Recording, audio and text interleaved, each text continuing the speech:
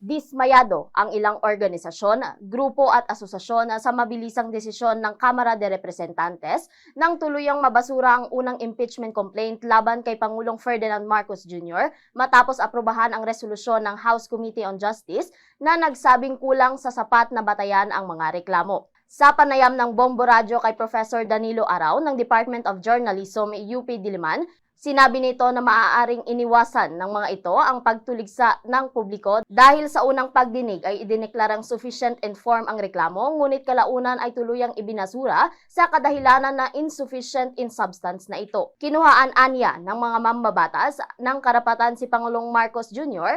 na masagot ang mga aligasyon laban sa kanya na matagal nang hinihintay ng mga mamamayan, lalo na ang mga nag-aabang sa resulta ng isinasagawang investigasyon sa flood control scandal. Ang pagbasuraan niya sa reklamo ay posibleng pagtanggol sa Pangulo at may kaugnayan ito sa sistemang pampolitika para sa mga susunod na eleksyon. Nabatid na sa botong 284 ang pumabor, 8 ang tumutol at 4 ang nag-abstain. Pinagtibay ng plenaryo ang House Resolution 746 kung saan hindi umano sapat ang simpleng aligasyon at mga dokumentong walang personal na kaalaman at beripikadong record upang maituring na may sufficiency in substance ang nasabing reklamo. Dahil sa pagbasura, wala nang pwedeng ihain na panibagong impeachment complaint laban kay Pangulong Marcos Jr. sa loob ng isang taon.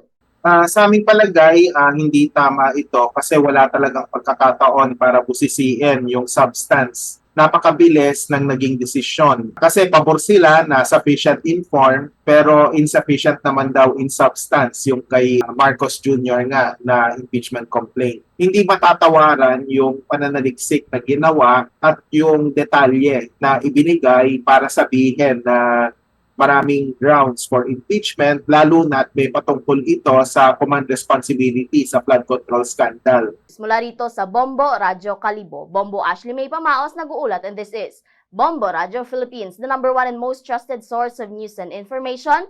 Basta Radyo. Bombo!